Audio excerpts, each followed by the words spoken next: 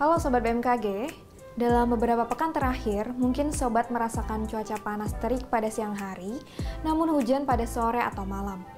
Fenomena ini merupakan ciri khas masa peralihan dari musim hujan ke musim kemarau.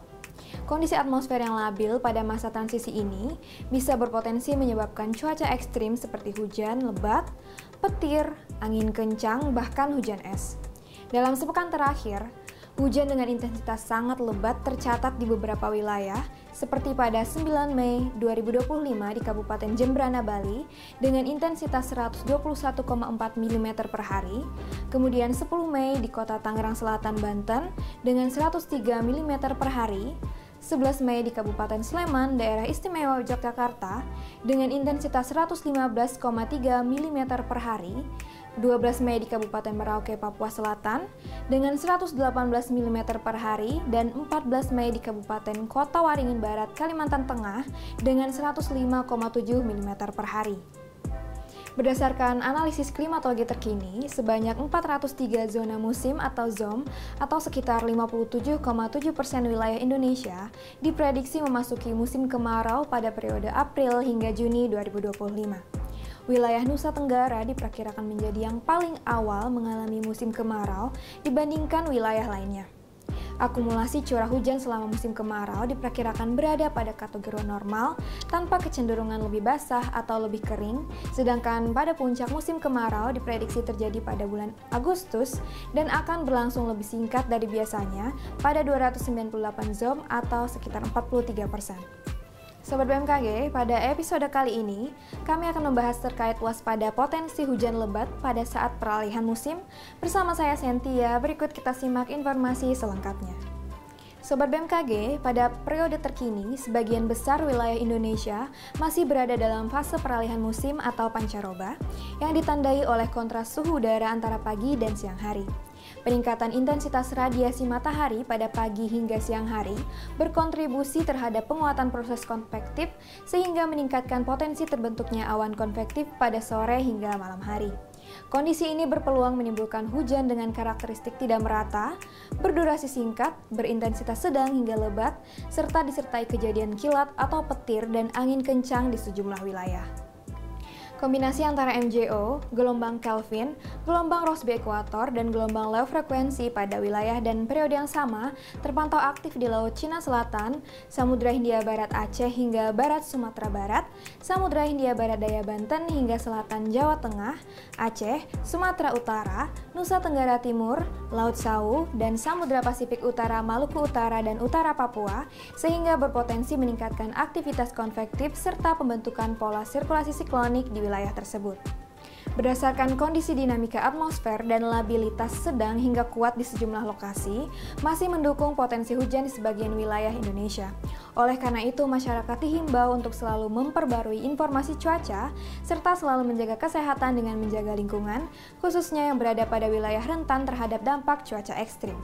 BMKG memprediksi cuaca selama periode 16-18 Mei 2025, cuaca umumnya didominasi berawan hingga hujan ringan. Perlu diwaspadai adanya peningkatan hujan dengan intensitas sedang hingga lebat yang dapat disertai kilat atau petir dan angin kencang berpotensi terjadi di wilayah berikut. Potensi hujan lebat terjadi di wilayah Jawa Barat, Jawa Tengah, Jawa Timur, Bali, Nusa Tenggara Barat, Kalimantan Timur, Sulawesi Tengah, Papua Tengah, Papua Pegunungan, dan Papua Selatan.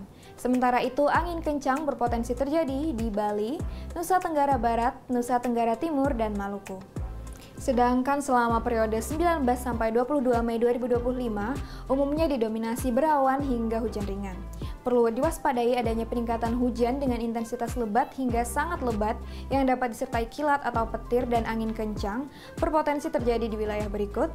Potensi hujan lebat di wilayah Kalimantan Timur, Papua Tengah, dan Papua Selatan. Sementara itu, angin kencang berpotensi terjadi di Jawa Timur, Bali, Nusa Tenggara Barat, Nusa Tenggara Timur, dan Maluku.